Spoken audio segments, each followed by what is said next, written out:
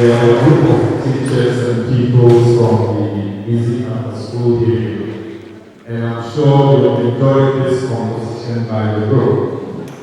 Ladies and gentlemen, let me say a good morning to you all and welcome you to this morning's program.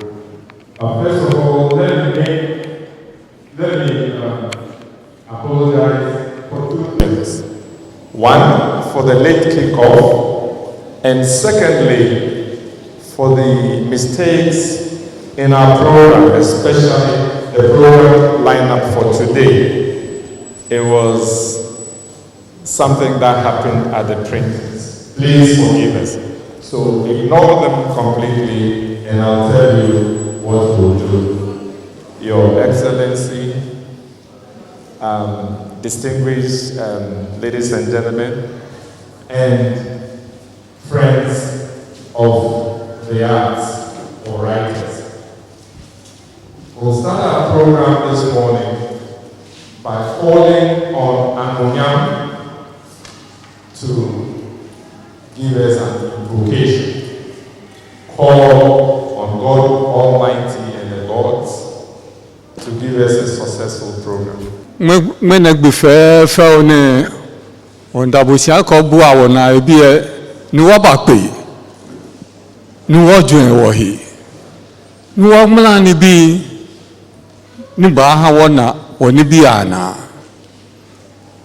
Jomo Bio, one Pabu Fai, Koni Oba, Ni Oba Futu Wating, Koni Nibi Wanu Shishi, Wanu Shishi. Nibi wana wana wa aka ogba ni malo panaku hu ni amahu amwa futuwo koni amejwamo ni amekeyo amekegmo hie ni wakase ni bi yemi won bi boko ni kase lo ni eba futuwo bi ene ni malo panaku aje amemling koni wo mediji wona oni biana koni woni san wo ya wo shejeme kudomo ni omanyi acho no twa omanyi aba twa omanyi aba twa omanyi aba ajo ma woyo. I'd like to call on Dr. Agambila to introduce our chairperson for this morning's program. Dr. Agambila. Rashid Pelpo, who is the MP for Wa. The lovely lady is his wife, Rama. And next to Rama is Mr. Kwasi Jan Apenting, the president of the Ghana Association of Writers, the spirit behind GAW. And next to Mr. Apenting is Dr. Kaminta Baizie, who is the general secretary of the organization. I call these interventions, sometimes when people who know me are around, they say, they scold me that at my age, I still behave like I was in class 1, interrupting the teacher, and on this occasion, the person who was so kindly introducing us. But you see, there are a few things that my mother had more or less warned me about. And one of them was not speaking up when you are alive. Infanti, she always told me, she said, Sewa, insan wechiri maka shibio. Inti bibiara or there can say siya. So please forgive me that I interrupted or I intervened. That, I feel a bit sore about this auntie thing. And I know that it also and a kind of respectful acknowledgement of an older person. My point is that it is a domestic term. It is home. It is familial. And when we are in a public space, if you are not going to refer to an older male as uncle, and I don't think it should be done, then please don't refer me as auntie. At least not in a very, very public space like this. And that's why I always, come on. Me, I feel so honored to be here with you this morning. But before I launch into my remarks, I would like to greet Her Excellency, the Australian Ambassador to Ghana, and please, Rashid, Your Excellency. I don't know, when it gets to certain spaces, I don't know what the protocol is. No problem. So we are very, very, very happy to have with us His Excellency, Mr. Rashid Pelpo. Let's welcome him.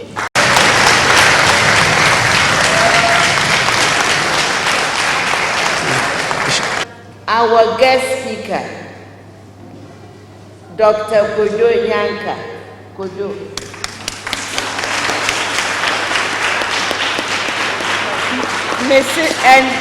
Mrs. Pelpo, Ramata, and Mr. Kwesi, the chairperson, of Ghana Association of Writers, Mr. Appleton. And, I could go on, but I'm going to stop in the sense that there is always one or two or three people you miss out in this acknowledgement. But please forgive me for also acknowledging this morning here two people. Monu Hefstein, he's always supporting us. Let's acknowledge Monu. He's the author of the only known slave narrative from both South Africa and Ghana, and I could go on. And then, of course, Doris, Dr. Dati. I can't pretend you are not here. Doris Dati is not only the chair of the Graphic Corporation. Do with her as I did with her yesterday. If you see anything nasty in the graphic, call her. But also the mother of the leader of our live band. Let's acknowledge all of them. Thank you. Distinguished Chairperson, Professor Amatitu, I think that is allowed, that in the public space. Yeah. Honorable Special Guest of Honor, our esteemed guest speaker, Her Excellency, the Australian High Commissioner, and our distinguished lady, Mrs. Pelpo, dear friends, colleagues. Exactly 2 years ago, in this very hall, we launched this book festival movement, and I will come to why I describe it as a movement. And on that occasion, I said that Ghana deserved a book festival, and that with the Ghana Association of Writers Book Festival we call GAWBOFEST, Ghana had gotten one. I probably said it looking and sounding very confident, but really there was very little to stand on. I wasn't even sure whether the next one would take place. But here we are, 2 years later, we are at the third GAWBOFEST. So happy birthday, GAWBOFEST. Happy birthday, and welcome to all of you.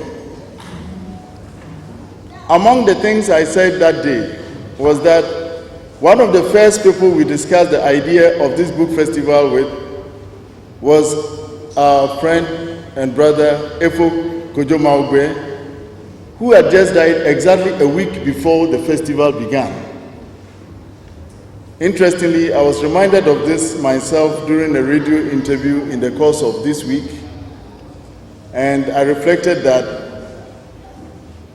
exactly 3 weeks or so before the start of this festival today, we also lost one of Ghana's most illustrious writers, Mr. Henry Ofori, probably better known as Karl Marx, who had chronicled the essence of Ghanaianness for so many decades. Whilst sitting, I think we observed a moment's silence for both Efo and Karl Marx.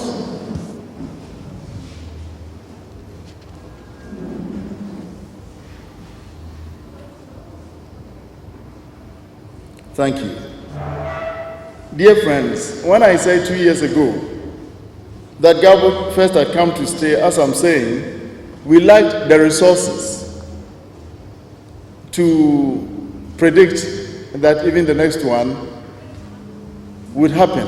But what we lacked in resources, we had abundantly in encouragement and in support from a dedicated cast of personalities who have never left us without that kind of backbone. And to start with is our chairperson, who is not only, as you heard, chairing the opening ceremonies, but is the chairperson of the GAWBOFEST movement, our own Amatedu.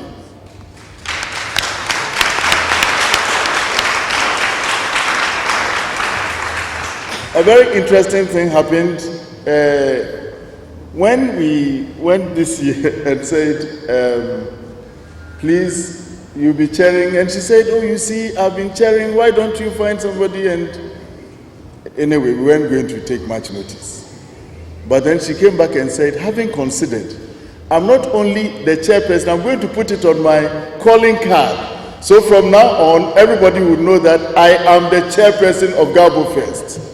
And that is the kind of support we have been getting from her.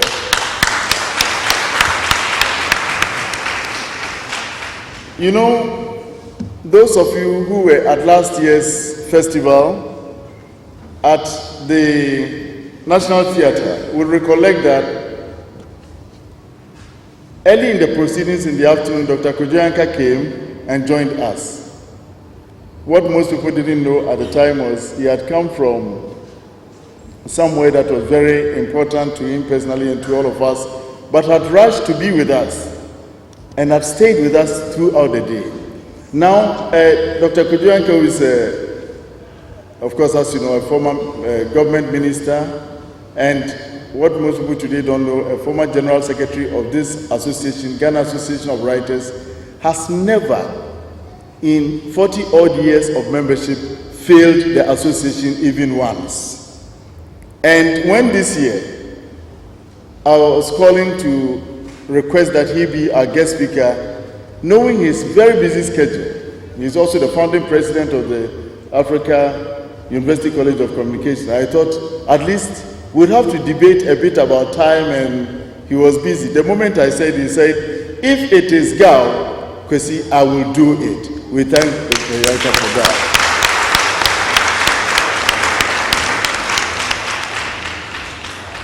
And there is something that I had written, but which I'm not going to say now, you see, because there may be journalists here, and you know journalists, they may take it out of, but Honorable Rashid Perpo is a member of the Ghana Association of Writers and a poet. But let me correct that. He's a very active member. He is a minister of state. But in spite of all that, he finds time to attend our meetings and our events, responds to us, and has even challenged us that he has given us some promise that we are not following up. One of them, which is to collect the dues from the president, who is our member, you see. So we hope that very soon he will just the president and bring the dues. So he is one of those people who have backed us, especially in this last, and the thing I wasn't going to say, but which I was going to say was, you remember that he was briefly going to be the minister for the arts. And many of us, what we didn't do, I don't know whether Amatedu would approve, but we should have fasted and prayed, but we didn't do it, so it wasn't confirmed. We hope that it will happen. We are praying for that. So you see, we have the wonderful people here, and Atukwe Okai and some others who have really given us a lot of support. We have here the Ghana Book Development Council, Mrs. Ohuyalote, who is there. They have given us so much support throughout the year, Ghana Education Service and so many others. I should acknowledge the Ghana Investment Fund for Electronic Communication, GIFEC. They gave us the money, the funding, which has made it possible for us to be here today.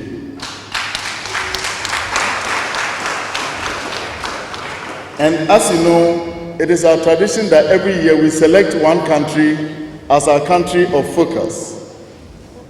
And this year, we decided to make Australia our country of focus.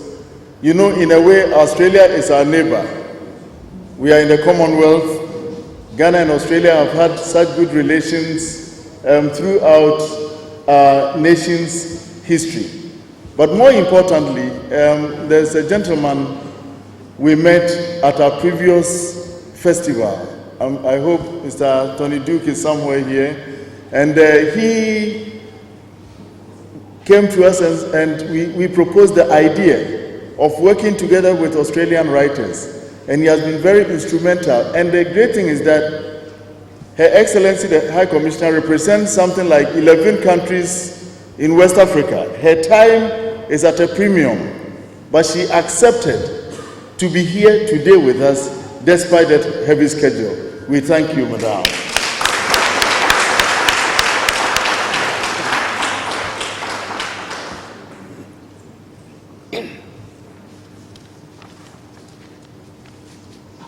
Yesterday, in the final preparations, we went to Honorable Rashid Purpo's house, where we wanted to touch base, and he had another meeting.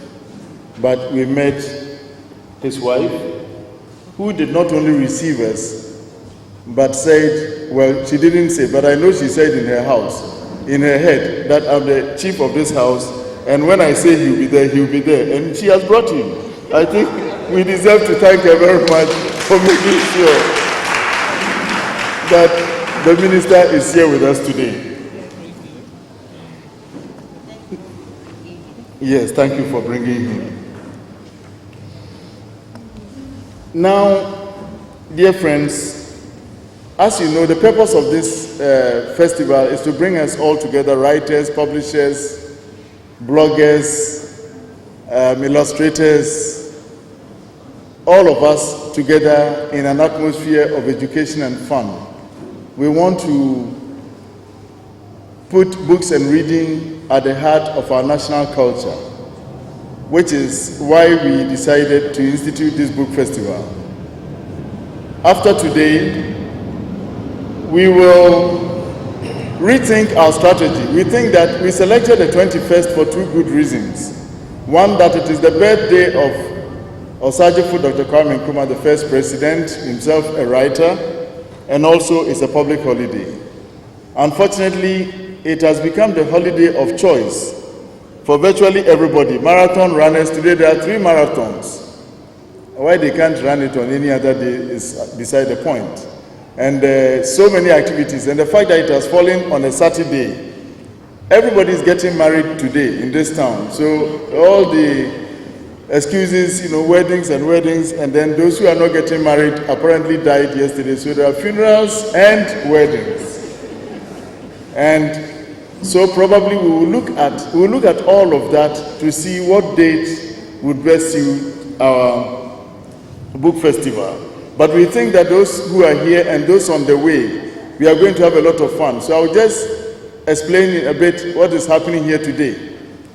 When you get out, there is a storytelling tent. There's a group of professional storytellers in the Ghanaian tradition. They will be telling stories and inviting the rest of us also to tell stories. So the storytelling tent is out there to the right. Behind are the booksellers and publishers, and we hope that you will browse or probably even more importantly buy some books. To the left here is a children's pavilion which will be set up with the easy after school. These great kids, they will be there, and bouncy castles, face painting is all going to, so children are safe there. We have people who will be there to ensure that they are safe throughout the day. And this hall will be used for the readings, poetry, short stories, everything throughout the day. So we are in for a treat. I just want to say that at last year's book festival, we launched the Ghana Association of Writers Schools Outreach Program called GAWBOFEST. And this year, we have succeeded in launching the program in 5 regions in the country.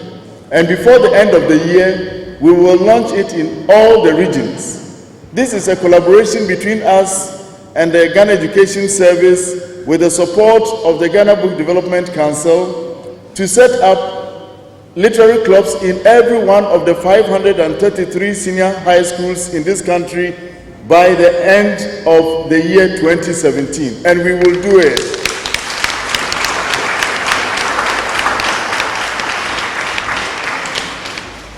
And so, Honorable Pelpo today will launch a fund as part of his address to us.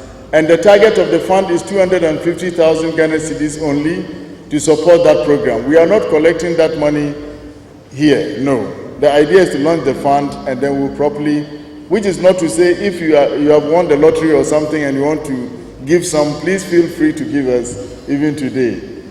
We will be happy to take it. But GAWSOP is happening, and during the launches, we have made it clear that the purpose is to put reading back at the center of our culture, which is why we are doing this today. We have always said that if you watch Ghanaian movies, you will see everything except books. You will see a drinking bar, you will see people kissing, you will see people fighting, consulting the gods and everything. The last thing you would see is a person reading a book. We want to see a change in our attitude and relationship with literature in this country. And this is why we have called on the government to build a first-class library deserving of an oil-producing country in every district capital, at least in the next 5 years. We have also called on the government to buy 1,000 copies of every book published in this country or written by a Ghanaian that passes a quality threshold. 1,000 copies, as is done elsewhere, for schools and communities' libraries. And finally, we are calling on the government to institute a high-powered presidential commission to go into the question of why reading is no longer a leisure and culture activity in this country. So many reasons have been given, but we need to put people like we have on this panel into a commission to really go into it and propose solutions, because a country that does not read is on a hiding to nowhere. This we must all advocate to see it done. This is the reason why what we are doing here is not, even though we are enjoying ourselves, has a purpose to which we think you will all subscribe. And with these words, I thank you and welcome you to to this year's GAWBOFEST. Thank you.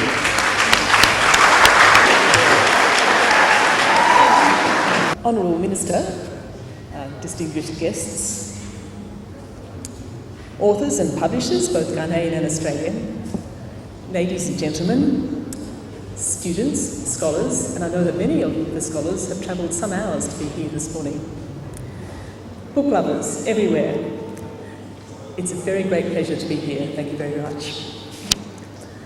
Before I begin though, I'd like to observe a tradition common in Australia which is called acknowledging country. That is to say, very simply, that I would like to show my respect and acknowledge the traditional custodians of this land, of elders, past and present, on which this event takes place. This form of beginning a speech is a way for people in Australia to show awareness and respect for Indigenous culture and heritage, and for the ongoing relationship that traditional owners have with their land. An acknowledgement of country is appropriate here today, not only because of the long history of Akan and other ethnic groups on the land that is now Accra, but because, as you know, Australia has been selected as the focus country for this festival, and we've placed a special emphasis on literature from Indigenous Australia. Thank you to the Ghana Association of Writers for choosing Australia as a focus country. If I may say so, it was an excellent choice, and I'm delighted to be speaking here this morning. Cultural collaborations like this are a fantastic opportunity to learn about different societies and ways of thinking, to exchange ideas with stimulating and experienced authors and poets, and to foster an environment where the seeds of these ideas can take root and grow. And if I can just put a special advertisement in here at this point, there are two opportunities for collaboration and special understanding of Australian culture here today. First of all, there's a workshop by an Australian author resident in Accra, Fiona Leonard, at 2 p.m. She's going to be talking about the process of publishing and her own experiences there. And secondly, there'll be a reading by the Jamestown Community Theatre of Australian Indigenous poetry at 3:30 p.m. this afternoon. Both of those events will be here in this hall, and I hope that as many as possible of you here today can attend them. Now, as you know, the theme for this year's festival is Empowering Ghana Through Reading. And this theme reflects the importance of reading to a well-rounded education, which in turn builds the capacity of the population to advance and develop a country, any country. Ghana, Australia, any country. Now, and promoting ideas and cultural values through literature also contributes to a sense of identity, purpose, and meaning. I'd like to say a few words about how literature is empowering Indigenous communities in Australia. In fact, Australia's participation as a focus country in this book festival has been organised in partnership between the Australian High Commission and the First Nations Australia Writers Network. First Nations, by the way, is another term that we use to describe Indigenous Australians. Now, the First Nations Australia Writers Network was created just in 2012, just last year, and is already at the forefront of an explosion of writing by Australian Indigenous people. Like the different ethnic groups that live together in Ghana, there are hundreds of different ethnic and language groups that make up Indigenous Australia. The First Nations Network represents a great many of these communities. For example, the chairperson of the network, Ms. Kerry Reid Gilbert, is an internationally acclaimed Australian author and poet, and she's a Wiradjuri person. The executive director, Ms. Kathy Craigie, is descended from the Gamilaroi and Ayanawan peoples in what is now New South Wales in Australia. In fact, I encourage you, when you go outside and look at the Australian stall, to look at the map of Australia showing these and other Indigenous language groups on display. The First Nations Network and others like it are promoting cultural diversity and vibrancy of Indigenous Australian communities. In fact, one of the founding documents of the First Nations Network states, and this is a quote, that Indigenous literature with its artistic originality and invention, and its cultural morals, richness and ethics, is in a constant struggle to place itself on the local and global scene. Talent, art, thoughts and creativity are transferable commodities in recently economically driven times, and they can be of service to communities and societies only if they are shared, transparent and freely transported. Writing, we think, is the best way that these ideas can be shared, transparent and freely transported. And from what I see on display here today, Ghanaian writers, poets and publishers are doing the same thing. The diversity of groups represented and the support from everyone present here is a testament to the strong and growing culture of writing in Ghana. And I believe partnerships like the one here today, the Australian High Commission, the First Nations Australia Writers Network, and of course the Ghana Association of Writers. Those sorts of partnerships are one of the best ways to support that culture and cooperation, to foster creativity in young people and older people alike, to build lasting links across cultures and between societies, and to encourage those who have not yet discovered the real pleasure of sitting down with a good book to pick one up and start. On that note, I'd like to finish my remarks by once again thanking the Ghana Association of Writers for choosing Australia as the focus country today. And I'd like to thank everyone else for their attendance and support of this very worthwhile project. But before I go, I do have some presentations to make. Just a minute. Thanks.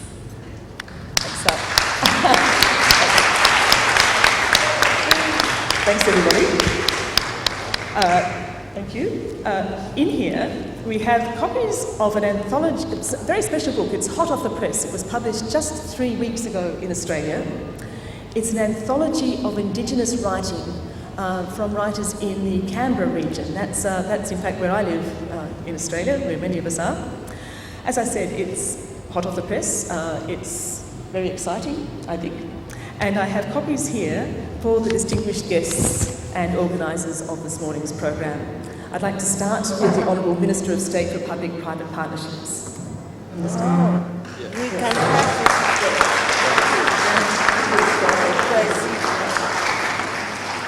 I have one for the Honourable Kojo Yanka, the President and Founder.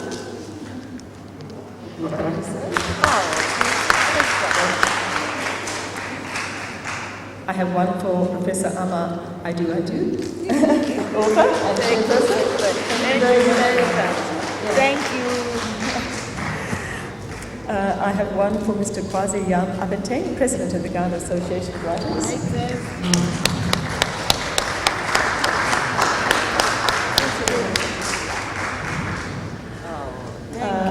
One for Mr. Atukwe Okai, the Secretary General of the Pan-African Writers Association. We'll keep it for you. We'll keep it We'll for you. take it and keep it for you. Right.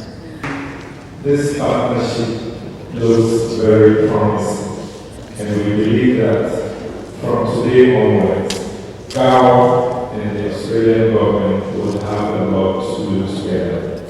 Ladies and gentlemen, let's put our hands together for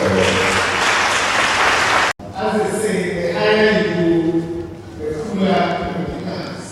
So, it doesn't even want to effective as by side from information. There are certain words that are banned today. One is the A word, the B word, the P word, so we don't really use them. So, Odoyanga, as we refer to him, is a novelist, he's a poet, a writer, a journalist, and an author. He began writing from Elizabeth College, where he was a member of the Reading Club, the Writers and Debating Society, the Drama Society, and the Pan-African Club. He edited the school newsletter, The Hour, and later the school magazine, The Santa Claus. At the University of Ghana, he wrote several poems and won the prestigious News Prize for Creative Writing and the Davidson Nicol Award for Poetry. He also won the Lotus Encouragement Prize awarded by the Asian Writers Association. He received an education at the University of Ghana in journalism and communication.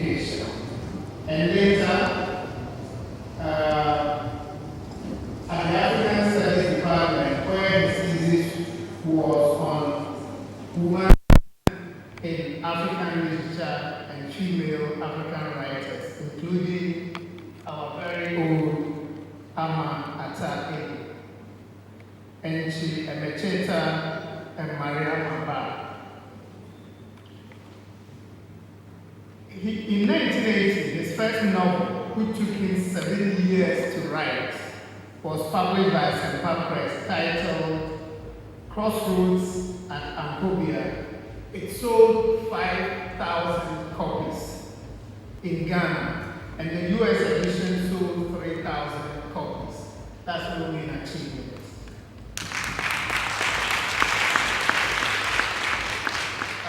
By popular request, the book is currently being reprinted.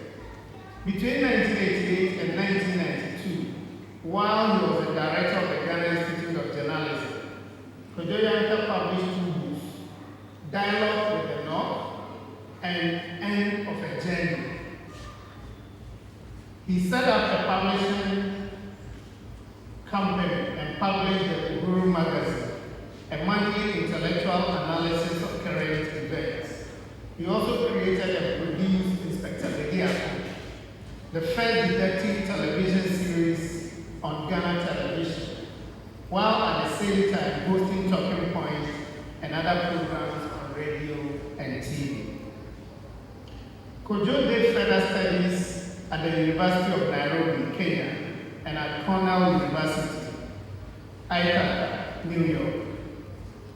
Kojo Yankah did not do much writing when he was a member of Parliament and Minister of State. That was 1993 to 2000. But he recorded as having initiated a book reading drive in the Central Region, where he was regional minister. The initiative was named Read a Book a Week.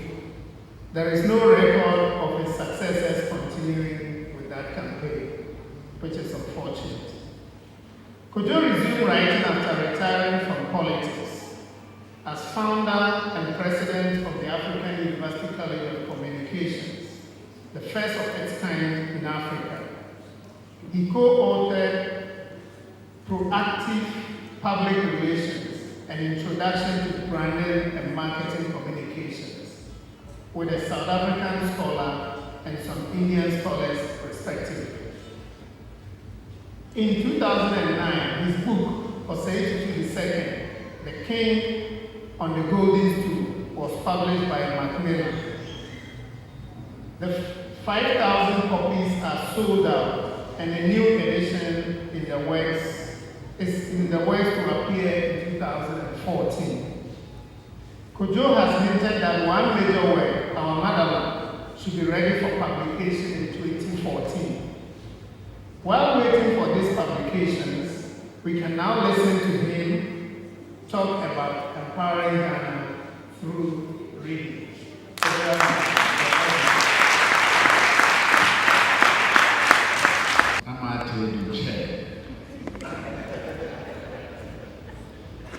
Your Excellency, High Commissioner, Your Excellency, Honorable Perpo, and Mrs. Perpo, President and Executives of Ghana Association of Writers, may I first of all salute you for this initiative of GAWBOFEST. I think it is appropriate to congratulate President Printing and his team since taking over the leadership of the association for adding a lot more initiatives to keep book reading alive in Ghana.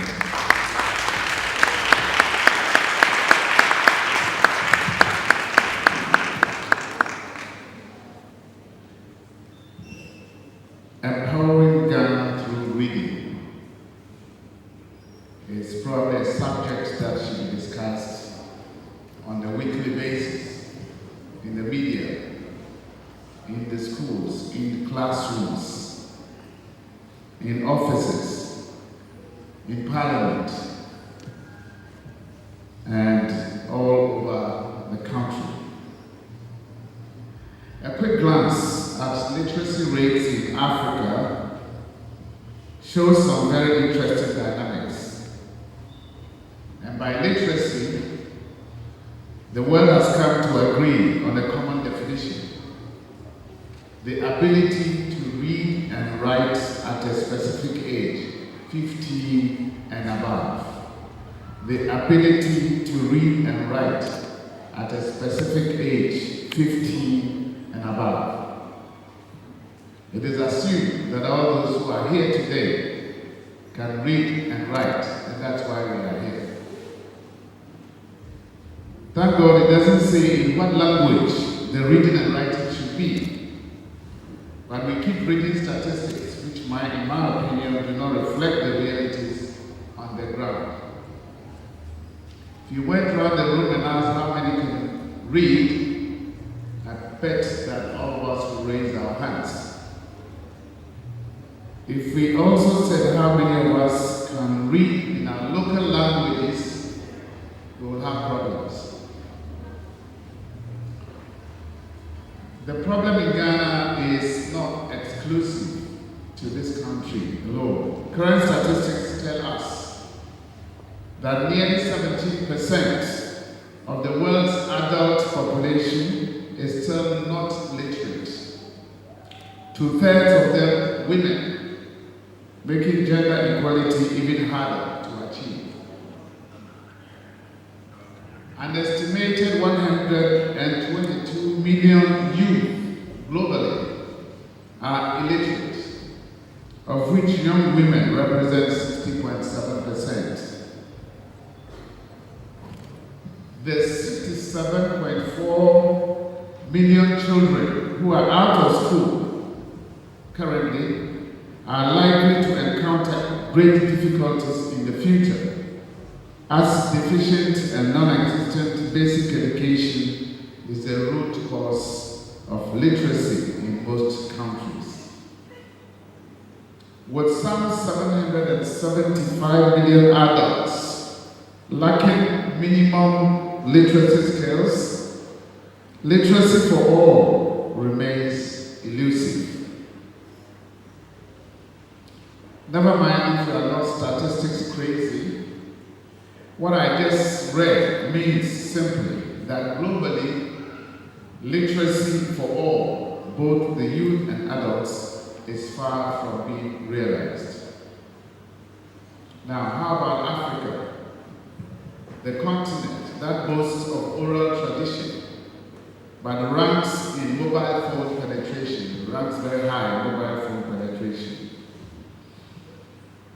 The African Economist places Zimbabwe at the top of the rankings in literacy in Africa, with a figure of 91.2% for a third consecutive year, beating all countries on the continent. The figures, which are obtained through census documents, put Equatorial Guinea as second at 87%, South Africa third at 86.4%, Kenya fourth at 85.1%, Namibia next at 85%, Nigeria at position 21 with 68%, and Ghana at position 33 with 57.6%. UNDP figures appear to support this ranking. I believe some of our statisticians will contest these figures. Now, for purposes of our discussion at this book festival, what has this got to do with our reading habits, let alone our potential for developing as a nation with a promise? Before I share my own perspectives on this subject, let me take you on a short excursion through documented concerns shown by some individuals and organizations around the continent. Some researchers in Nigeria have observed in a book they published in 2011 that present and future generations of Nigerians are at risk of going straight from an oral to a digital culture, skipping over the writing and reading culture in the process. They therefore suggest that the library should make it a responsibility to make information available in different formats to encourage reading culture among students. I have my own personal reservations with this kind of hypothesis, despite the fact that it is possible to start at some point.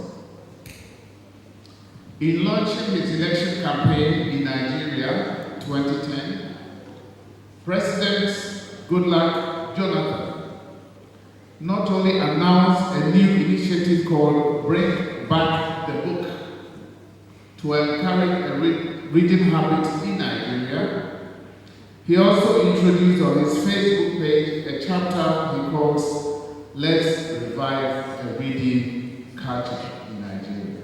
Go to his Facebook and it's there. I don't know how long ago he updated it.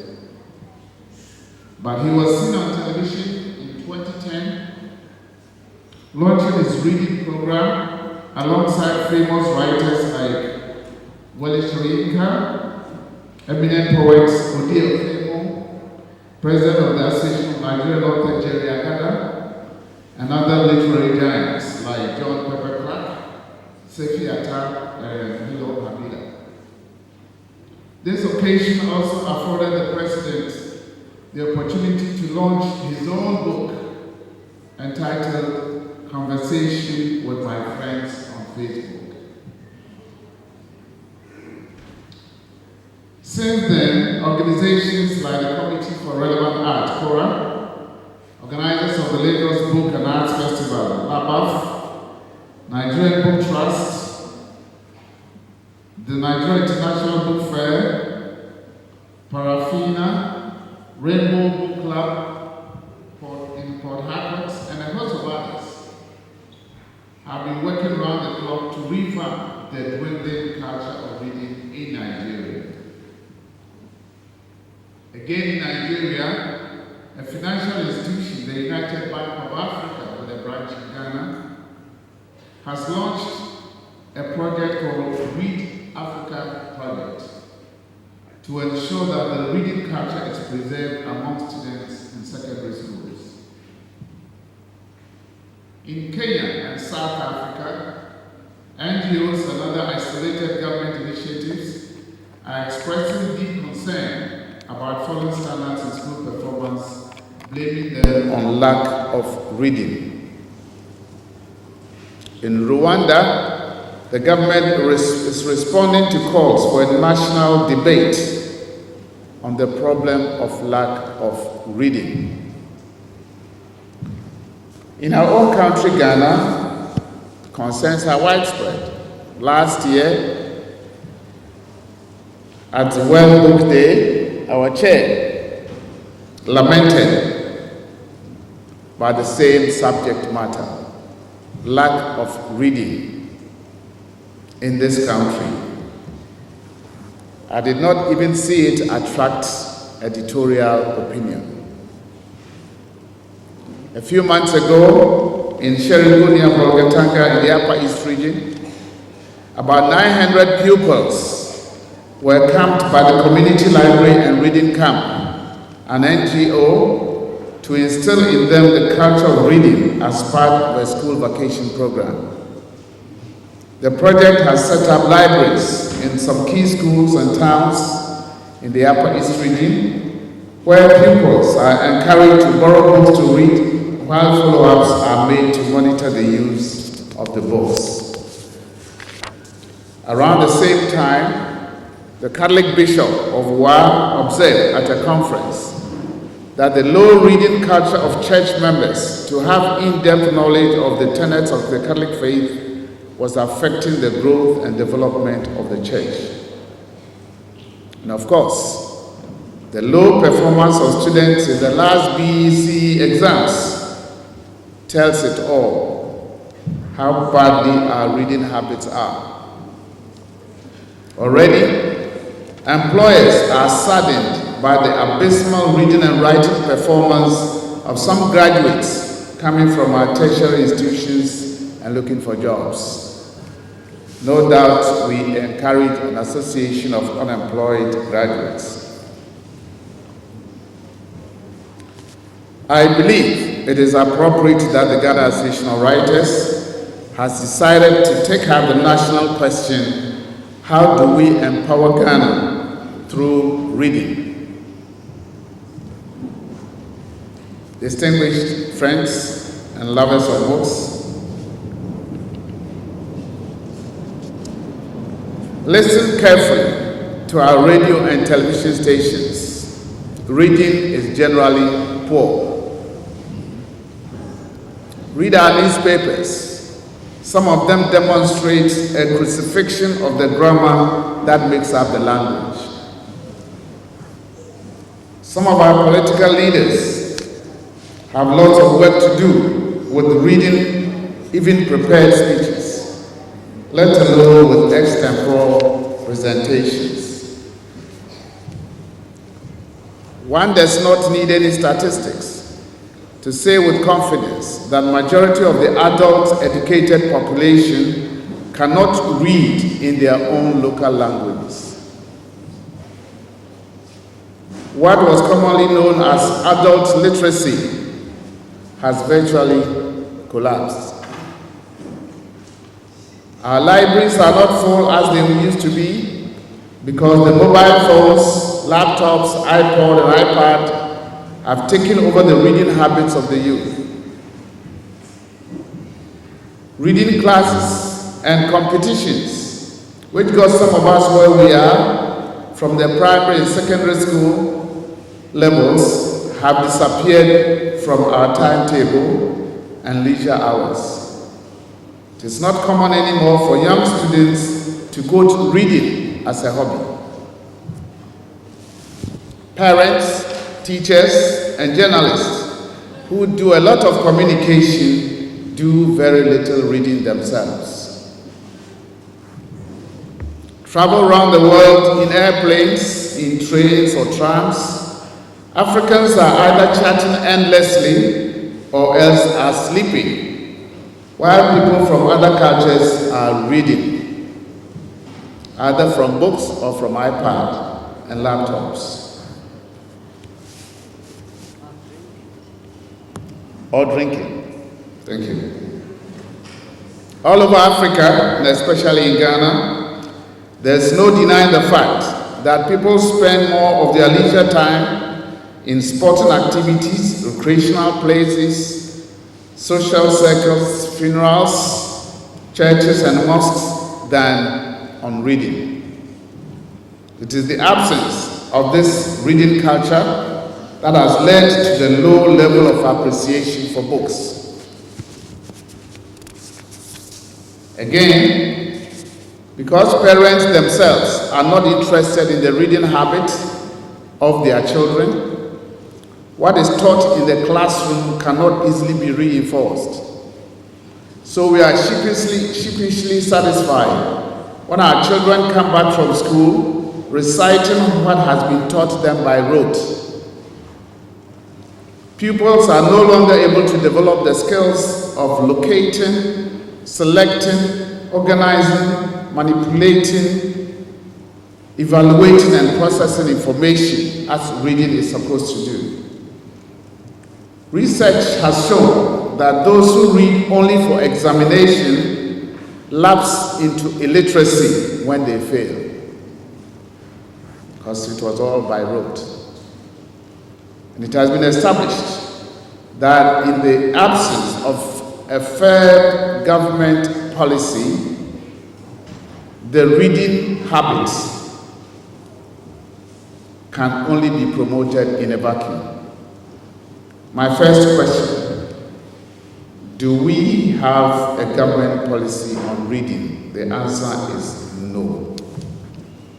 My second question, are parents adequately interested in reading? The answer is no. Some say there is no time to go and sweat for survival. Where do we get the time to teach our children to read? Third question, do our teachers themselves learn the skill of reading in teacher training colleges? The answer is no. Fourth question, do we devote adequate time for learning reading as a skill in schools? The answer is no. For those who do not know, reading is an active process which involves the cognitive processing of information in written form. The point I'm making is that reading is a skill that has to be cultivated and taught. Chair, distinguished panelists, friends and lovers of books, we cannot empower Ghana through reading in a vacuum. One, we need a national policy direction on reading and books. Two, the policy should demand a dynamic book publishing industry. An industry with a passion and a goal to get our writers on the world map and in all homes, offices, and classrooms. Three, this will require a reformation of our teaching philosophy and educational programs from the nursery level upwards through the tertiary level. A reformation that keeps reading as a central focus, no matter which specialized subject areas people choose. For all schools and communities should be required to have libraries. Libraries not kept in the office of the headmaster, but accessible to all pupils and students, and at the same time encouraging e-library where computers are available. Fifth point, libraries will need to be reoriented with trained librarians having appropriate skills to impart knowledge to readers. And it is necessary for all librarians themselves to love reading before they sit behind those books. Next point I have is that reading classes and reading competitions should be encouraged in all schools. Inter-schools and inter-college reading competitions and contests are extremely important to give value to the books that have been written by writers. Corporate bodies, like the UBA is doing in Nigeria, should sponsor reading competitions and book reading as part of their corporate social responsibility, definitely more than they give support to the entertainment industry. Book lovers and friends, the UNESCO Manifesto of 1994 states that constructive participation and the development of democracy depend on satisfactory education as well as on free and unlimited access to knowledge, thought, culture, and information. If we all believe and accept that we live in an information and knowledge-based society, we have no option than to take seriously the current situation of the woeful decline in our reading culture. We are quick at boasting that we have a democratic society. What that amounts to is that those who understand and appreciate the issues are very few, while the illiterate majority only follow with any interpretations they lay hands on. And I'm saying this with question marks over the figures we quote after every census, that our literacy rate is increasing. Yes, more and more children may be going to school now than before, but what skills are we imparting to them? And we are familiar with the qualifications to enter public office: ability to read and write. That's simple. Do all public office holders really have those skills? Reading adds quality to life and provides access to culture and cultural heritage. Our serious problems with this notion that Ghana and Africa do not have a reading culture because we belong to an oral tradition. There is so much that has been documented about our festivals, values, religions, and practices, but we simply have no love for the books and the subjects, and therefore we ignore them. Fact is that we cannot promote cultural heritage without the written word. Reading is important because it empowers and it emancipates citizens. It brings people together, otherwise we will not be here this morning. Most arguments and discussions end up in fighting and unnecessary tension because one side does not have access to the same information the other has. Books are key to the world, and all citizens should be given the opportunity to unlock the creative and intellectual worlds in books to help in the emancipation process. Before I conclude, may I say a few words about the emergence of the digital age. I agree that there are various digital formats that affect the processes of reading and writing.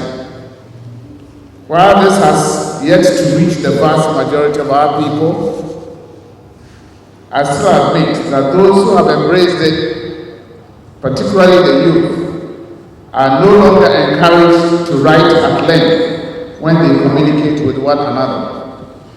Today, social media encourages people to share short, to-the-point thoughts. The use of emoticons is making messages shorter, and texting has given way to short, abbreviated messages and quick responses. Whatever the positive side of these developments, I will still emphasize that they do not replace the rich advantages of reading and writing skills. E-reading will be beneficial if the reader has all the skills we've been talking about. The tablet is handy and easy to carry, but one needs the reading skill to read well. The internet has provided a fantastic opportunity to write and share our message with the rest of the world. We should embrace it, but we must use it to broaden our vocabulary, contribute indigenous knowledge, gain deeper knowledge, and enrich our cultural heritage. In conclusion, I'd like to submit that this festival and the topic chosen should be the rallying cry in support of what the CAR president said to government to set up a high-level, broad-based coalition of stakeholders to start crafting a national policy on book reading. Ghana will be richly empowered by that initiative. I thank you.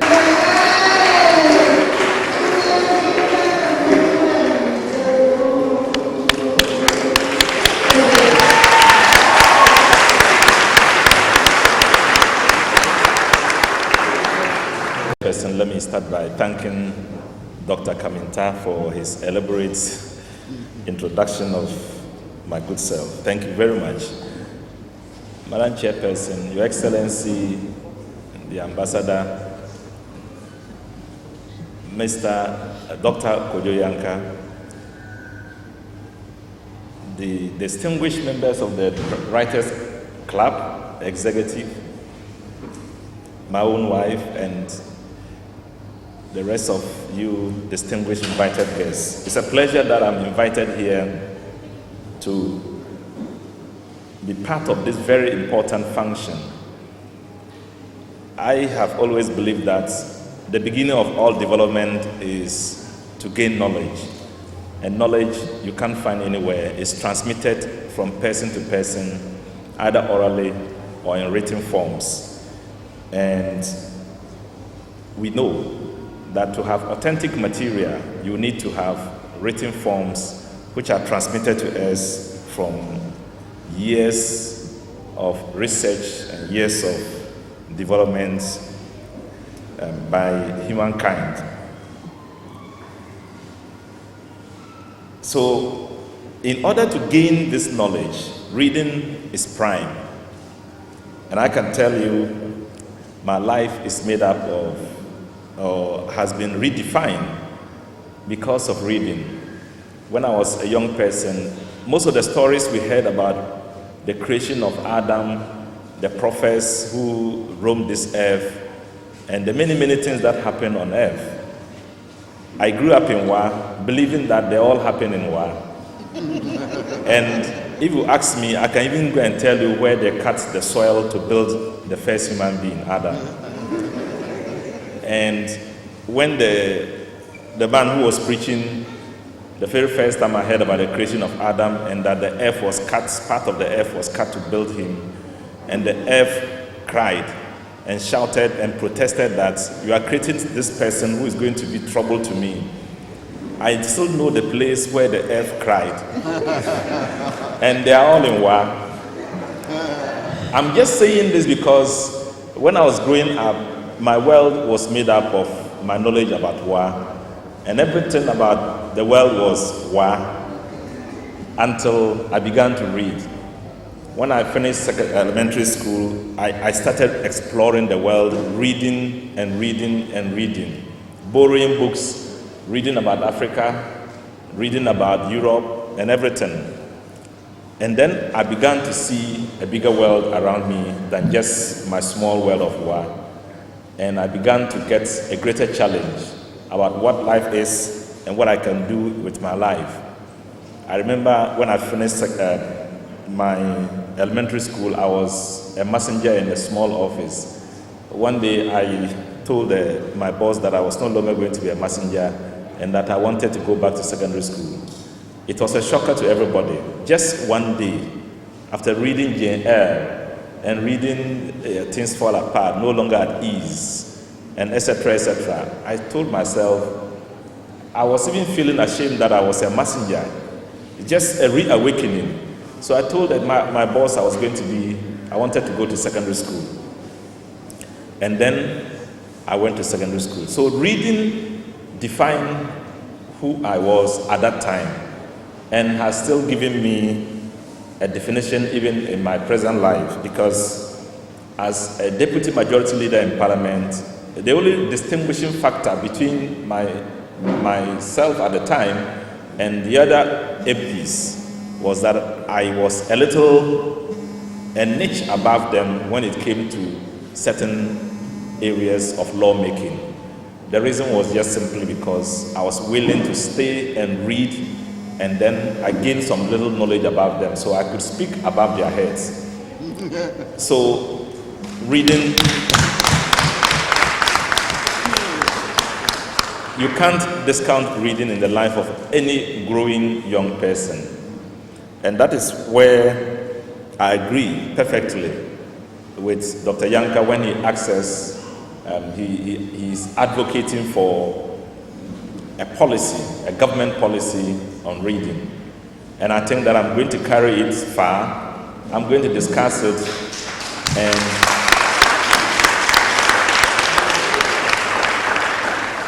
and to even start by practicalizing it, I will also endorse the recommendation by the president of the Writers Association that government tries to buy 1,000 books of all Ghanaian writers.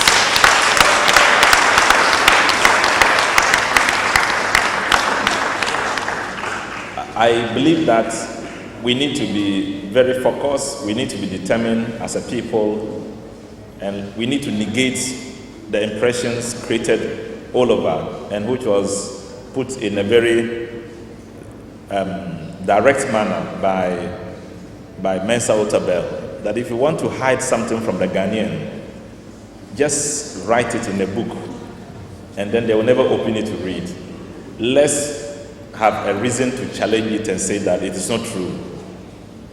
That if you want to write something, don't put it in a book. Let's change it.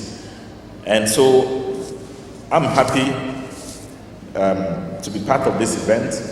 In the last time I was, I came here to discuss to the Writers Club meeting, and there was something about fundraising, I supported the idea that we could raise enough funding, we could do so much, we can set up reading clubs in all secondary schools, we can give them a challenge, we can let them compete, and we can crown the best readers in Accra here, moving them from wherever they are, the best persons, bring them to Accra. Interregionals, we can organize inter-districts, and we have a national best reading students or gentlemen or women. We can do that. But I know that in order to do that, you will need some support. And we are willing, even before the policies come out, to go all length to support you in doing that. And I told you that the president will have to pay his dues. But today I'm going to impose that dues on him. And I'll make sure if you follow up, we'll get that money from him.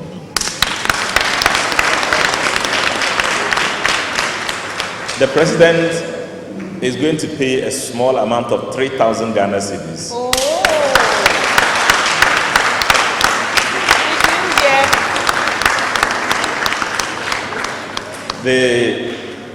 You see, when the issue about donation came up, my wife whispered into my ear that, why don't you approach us? We'll find a way of helping you, because I know you are so keen in supporting the Writers Club. I will impose 5,000 on her.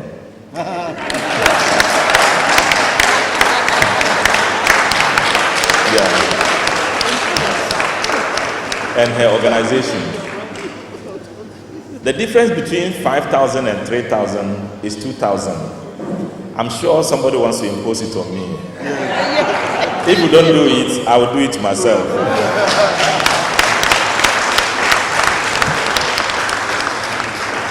Yeah, so it's important that we show enough commitment to how we want to support writing in Ghana. Not just writing, but also reading. Because it is reading that makes the person. If you read, you gain knowledge. If you have knowledge, you have power. If you have power, you control development. And the many stories about the lack of development in Africa, the misery all about the people of Africa, is because we don't know. It's also because there's so much lying there, but we can't explore it. And so every time you have people coming in who come in to explore and to take what belongs to us, give us a little and take the rest of it away. The difference is just because we are bringing up students who are not reading, who are not searching, and in their adult life, they prefer to stay back and allow somebody else to come read the books and come and implement what they know here. So this is a very important initiative, and I'll encourage you next time to go to the universities and then set up these clubs there, invite them to come here to be part of this program. If you don't know how to do it, rope me in, I'll help you.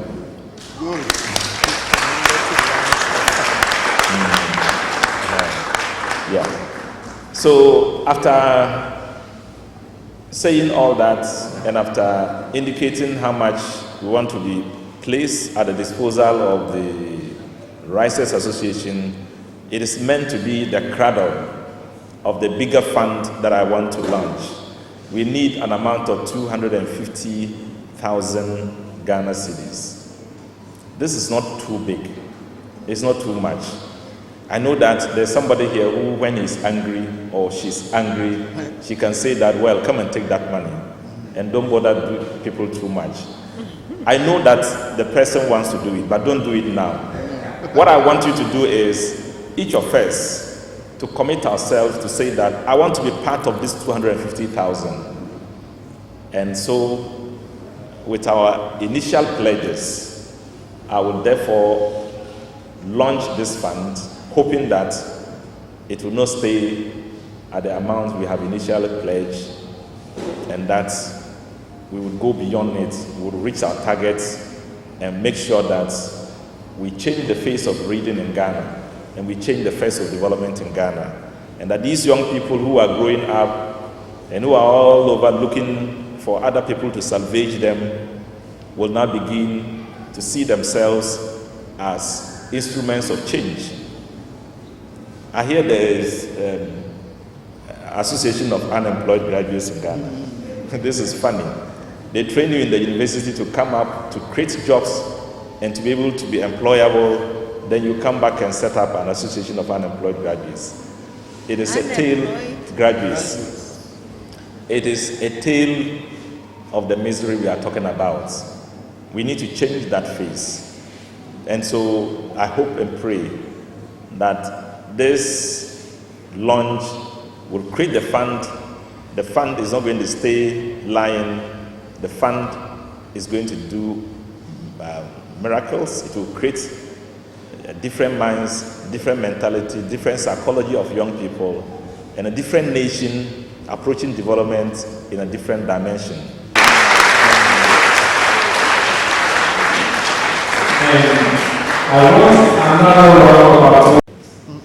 Because there are so many issues that have been raised, and which I, in my capacity as a chair, I should really try and remind us of.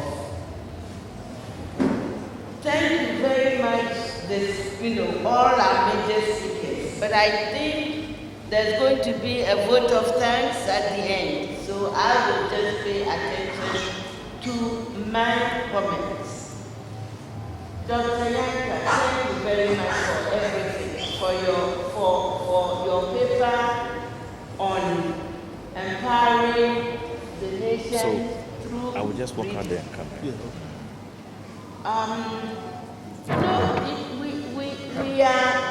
We post a lot, us Ghanaians, and I think all nations do this. The only thing is that if we really want to think so well of ourselves and have other people think well of us, then we simply have to put our money, our mouth where our money is, or vice versa. My point is, did you hear him, our guest speaker, our keynote speaker, telling us that we are what, 63rd or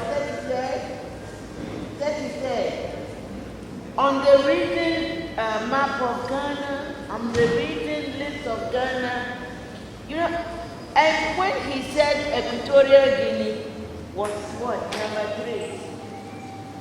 I don't know anything about Equatorial Guinea. I didn't, except that I thought, our literacy levels in Ghana should be higher than Equatorial Guinea. We have to do something about this region issue. On our part, and in fact, I was feeling slightly uncomfortable throughout because my organization, Mbasam, although we are for women rights, for women writers, African and Ghanaian women writers, and their work, we thought that one area that we had to see to in a non-gender way was reading. We have inaugurated the putting together of the Ghana National Literacy Manifesto. And the fact we don't, the fact that this is not known nationally is obviously our fault. And we have to double up in order to get everybody to know that we have already initiated the Ghana National Manifesto.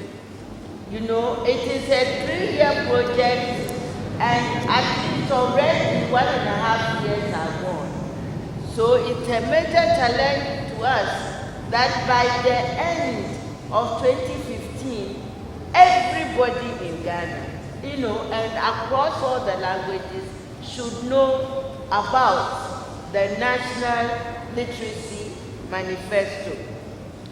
Thank you very much, Your Excellency, the Australian High Commissioner to Ghana, and for making us aware of what's going on in your country, and especially about, you know, literature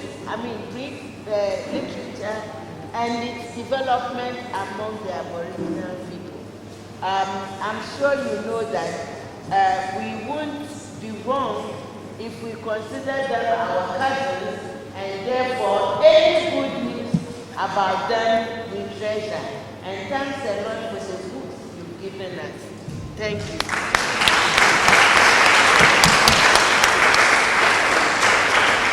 But you see, we cannot talk about reading effort without mentioning writing.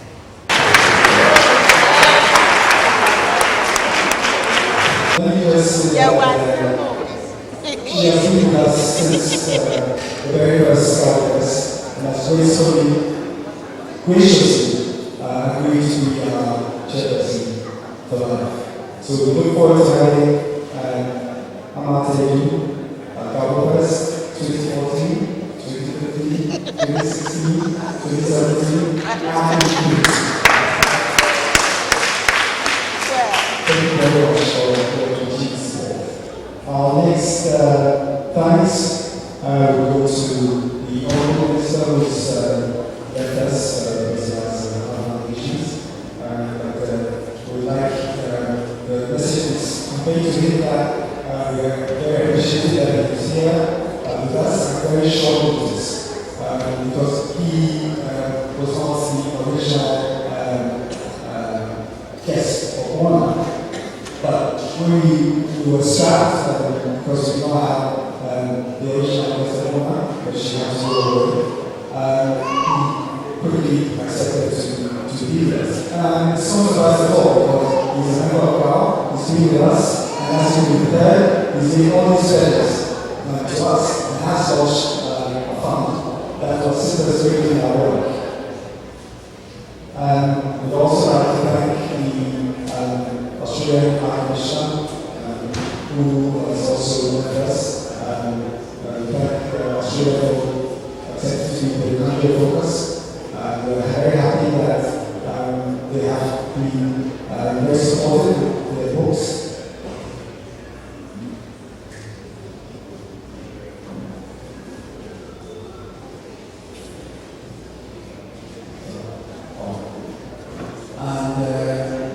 We appreciate that they were able to ship down some books all the way from Australia.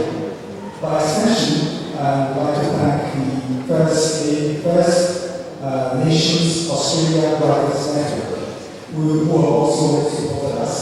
And the books are here, and we look forward to a very fruitful relationship between Australian writers and Canadian writers. We'd like to also thank Ojianka, who was our first speaker. Thank you for his speech. Thank you for accepting to be with us. He's also a very good friend of ours, a member of GAW, and has never hesitated any time he was invited to join us. We appreciate your being here. Thank you very much. I think we should also thank others such as GIFIC, which is the Ghana Investment Fund for Electronic Communications. They have supported us with funds, and this is not the first time they've done so. I'd like to thank the Chief Executive, Mr. Kofiato, who accepted to help us again.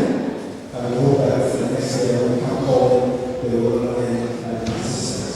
We'd also like to thank the Ghana Development Council, which has also supported us, has continued to support us throughout the years in many ways. And in many ways, just in GAWBOFEST, but other ways as well.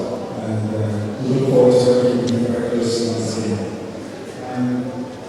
Let's also thank the Aviation Social Center for the Campus. They are partners. At the same time, we have GAWBOFEST over here. We thank them very much for the assistance, and we appreciate the fact that we have given them quite a few politics in our West, but we appreciate their patience with us. I understand we have our presence, Major Tomashide, who is the MD of the Broadcasting Corporation. Thank you very much for the presence here.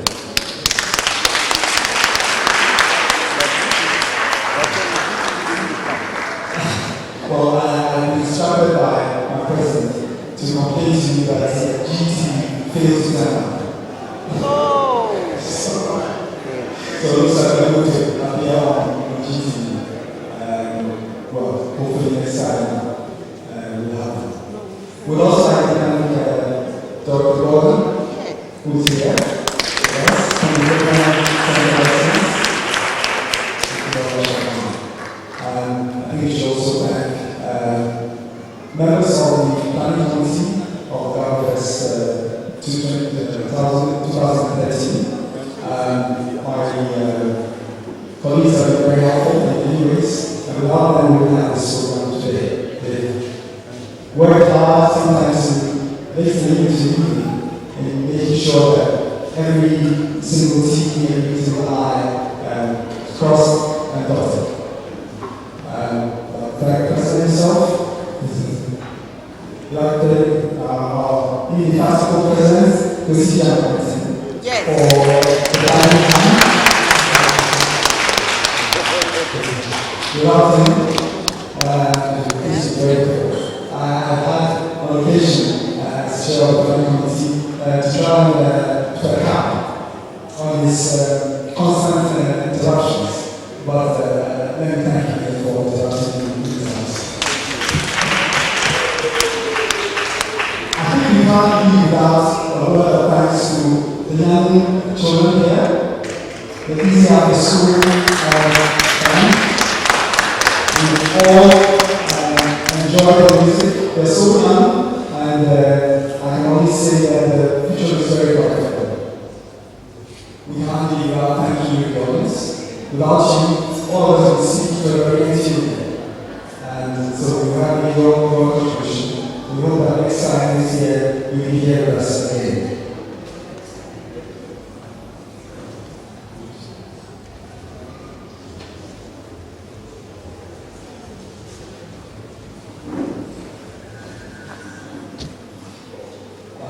I've just been given a list of fathers who are here.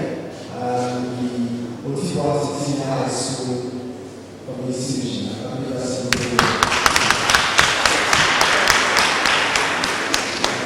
Presbyterian Secondary School.